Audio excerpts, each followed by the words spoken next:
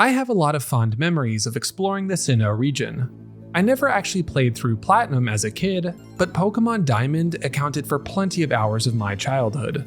The legendaries in particular were some of my favorites, with these menacing designs that really conveyed a sense of power. I love how much Legends Arceus leaned into that all these years later. Wasn't as much of a fan of Brilliant Diamond and Shining Pearl's simple reskin of the old games, but alas. Today we are going to focus on the gym leaders of the Sinnoh region, ranking them based on how strong they are. Not absolute strength though, how strong they are relative to where you face them in the game. As always, this will lead to a good bit of subjective judging, so feel free to disagree with me in the comments and let me know your own list. This ranking is going to use the teams from Pokémon Platinum. Now, unlike with the other regions, this decision was not a formality. Brilliant Diamond and Shining Pearl, while far from my favorite games, made some big changes to the gym leader teams, ironing out the movesets and giving held items out like candy. But at the end of the day, they still used the Pokémon from Diamond and Pearl. And Platinum has teams that simply make more sense.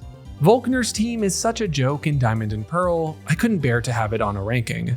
And where would we be without Candace's infamous Frostlass? It just had to be Platinum. As a last reminder too, I have already covered the Kanto, Johto, and Hoenn rankings with lists like this one. I will link to them in the description below. Without further ado, let's just jump into the rankings at number 8. At number 8, the weakest gym leader in Sinnoh, we have Rourke, Rock-type gym leader of Oreburgh City. Rourke presents a conundrum, where the Rourke in my memory as a kid is different than the Rourke I see on paper making this ranking today.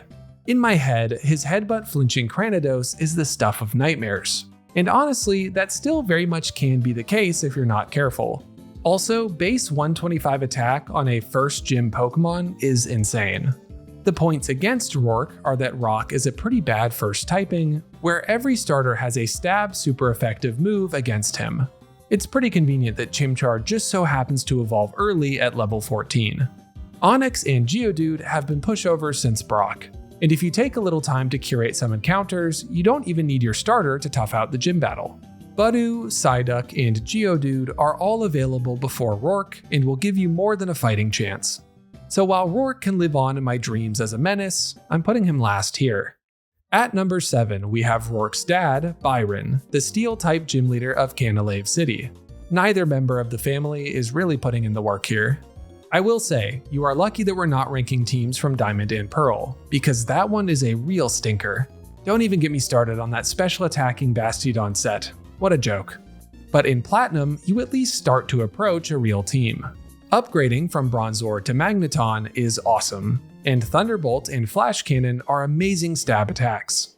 Earthquake is a huge addition to Steelix, but losing Gyro Ball is a real bummer.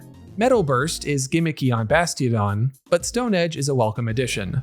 I'm torn on Byron's team. If we're being honest, it's not hard to counter with a ground or fighting type, and the additional weaknesses beyond just those two are bountiful. All 3 starters have a pretty good shot against Byron, but each of his team members at least pose a problem for the 3. Byron has 3 high base stat total Pokemon with good suites of attacking moves. I think that's gotta garner at least a little praise. So you're not a complete joke, Byron, but you are at number 7. At number 6, we have Gardenia, the grass-type gym leader of Eterna City. To be honest, I really can't make up my mind on Gardenia's team. On one hand, her ace Roserade is ridiculously strong for a second gym. Base 125 special attack, 505 base stat total, that's crazy. But on the other hand, Grass has a lot of weaknesses, and her team is ill-equipped to deal with resistances.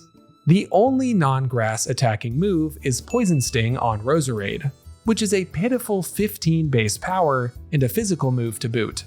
So with something as common as a Staravia, you can almost solo the gym outright. Throw on a Golbat, and that's a 4 times resistance to those grass moves. I will say, the synergy of Turtwig using Sunny Day for Cherrim's Flower Gift ability is awesome. Look, almost every gym leader has hard counters to them, there's no getting around it. And at the end of the day, Gardenia is a second gym leader with 2 fully evolved Pokemon.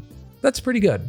But not having any move diversity is not good enough to rise out of the bottom 3. Okay, controversy time. But before you jump too fast to the comments about who I have at number 5, I beg you to hear me out. At number 5, I have Fantina, the ghost-type gym leader of Hearthome City. Yes, the same Fantina that routinely gets mentioned as one of the harder Sinnoh gym leaders. So why do I have her so low? Honestly, it's because of how much of a downgrade she gets in Platinum, as a result of moving from the 5th gym leader to the 3rd. Losing Gengar and Drifblim for Haunter and Duskull is brutal. But let's focus on the positives first. Mismagius is a great ace Pokemon with good special attack and speed, and a nice spread of coverage moves. Hypnosis and Will-O-Wisp give the other 2 team members a chance to be a thorn in your side too. And that's kind of it for the positives. Oh wait, the gym got a massive upgrade too. Those trivia rooms were not cutting it, this is way cooler. But yeah, this team has some problems. Haunter has great special attack, but no special attacking moves. That's a bummer. And Duskull is more of a passing thought than a real opponent. In concept, a Dark-type Pokemon would demolish this gym, but I believe your only option for one is to evolve your Eevee into an Umbreon, so I won't dock Fantina too much for that. At the end of the day, one of the best ways I can sum this up is that the combined base stat total for Fantina's team in Platinum is 1,195. Gardenia, the gym leader before her, has a total of 1,273. Not a great look. Okay, now you can flame me in the comments if you want. We are now entering the top 4, the better half of Sinnoh's Gym Challenge. Will your favorite gym leader land the top spot? Or have they already been cast to the side? Let's find out. At number 4, I have Volkner, the electric-type gym leader of Sunny Shore City. Volkner is perhaps the most generous recipient of Platinum's plethora of upgrades, but does a move to a true mono-type electric team actually make for an improvement? On the whole, I think the answer is yes. This team is like the poster child for move-type diversity. Or maybe it's more like we all played the games as kids, where we slapped every attacking move we could onto our team. I like Charge Beam for its boosting ability, but it's a bit weak and attached to some pretty frail mons. Luxray having Rivalry over Intimidate is also a real shame for a team that is dangerously susceptible to ground types. Now, a level 50 Electivire is a pretty awesome ace, though I do wish there was a better physical electric type move than Thunder Punch to utilize that base 123 attack. Overall, this is a team with some really high attacking stats actually. But my heart is also telling me that one ground type can wipe it pretty easily. So I booted up Platinum, went into the gym with a single level 48 Gastrodon, and honestly didn't completely sweep through like I thought I would. It's anecdotal, but I think that counts for something. So congrats on making the top half of the list, Volkner. At number 3, I have Maylene, the fighting type gym leader of Veilstone City. Maylene gets a bump from 3rd gym leader to 4th in Platinum. Does her team rise to the occasion? For the most part, yeah. Let's start with the positives. The team has great coverage moves. 6 different attacking types on a gym leader team is not common and deserves some praise. Lucario is a worthy ace Pokemon too, with a full suite of attacking moves to complement that base 110 attack. I also appreciate the secondary typings on Meditite and Lucario that offset their gym typings' weaknesses. Where Maylene falls a little short is just in not having a wow factor.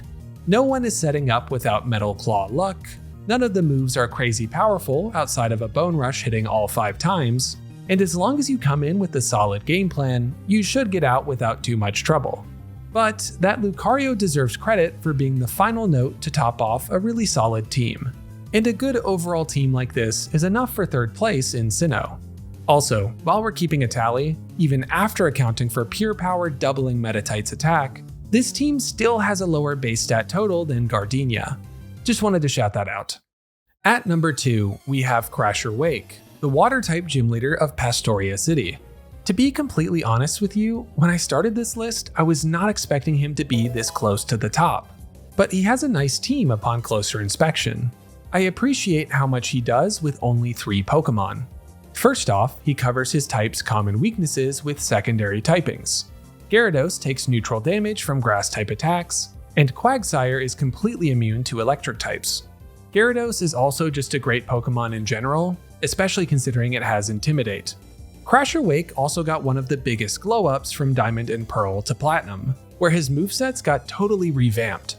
Gyarados getting Waterfall was huge, Quagsire got Yawn for some passive pressure, and Floatzel got Crunch instead of Pursuit, as well as a priority move in Aqua Jet.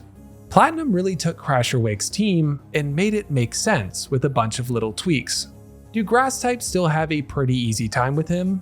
Yeah, they do. But I have to give credit where it's due and say that he's doing the best with the tools at his disposal. In a region that sneakily isn't the most intimidating, sorry, not sorry, a team that is well thought out and strong across the board in both moves and stat totals is more than enough to grab the runner-up spot. Nice work, Crasher Wake. Finally, at number 1, the strongest gym leader in Sinnoh, we have Candace, the Ice-type gym leader of Snow Point City. Candidly, I knew that she was going to be my number 1 gym leader almost from the start. Candace, you are a bit lucky here. Sinnoh is not big on setup moves across the board. In general, strategies beyond just attacking are few and far between, so your team really stands out. 4 Pokemon, 4 unique secondary typings. Across the board, the team members have strong moves that make sense. Earthquake, Wood Hammer, Stone Edge, even a priority attack like Ice Shard carries a bit of utility. But even if you rush through the first 3 Pokemon, it's the Frostlass in the back that makes this team special and worthy of the top spot in Sinnoh. Abomasnow having Snow Warning is genius, as it means that without really specific planning, Frostlass is going to be out there in the hail, using its Snow Cloak ability to boost evasion. But that's not enough. Candace took a page out of Juan's book and gave her ace Double Team. We have all experienced the panic that slowly sets in as our first move misses through Snow Cloak, and then the double teams start. To round out this ace Pokemon though, Frostlass is really fast and has an awesome spread of attacking moves. The base power on all of them is pretty great and makes Frostlass into a true member of the coveted Gym Leader Pokemon that could actually sweep your team club. We're still workshopping the name. Candace elevates Sinnoh's entire Gym Leader spread and does it with a typing that is typically known for its defensive weaknesses. That's an impressive feat. Congrats on the top spot, Candace. And that's it. Honestly, my memories of Sinnoh were maybe a bit kinder than how Sinnoh actually looked in retrospect. A lot of the gym leader teams are iconic to me, but they don't employ a lot of strategy, and maxing out at 4 Pokemon is kind of underwhelming. Still, I can't deny my love for Sinnoh, and was happy just to jump back into the region once again. The next ranking is where things are really going to get interesting, as I have 2 sets of games to pick gym leaders between, and my familiarity with some of the teams starts to wane.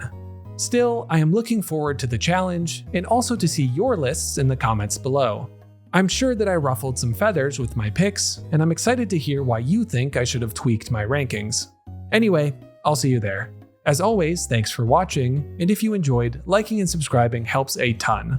I'm Slam Gaming, and have a great rest of your day.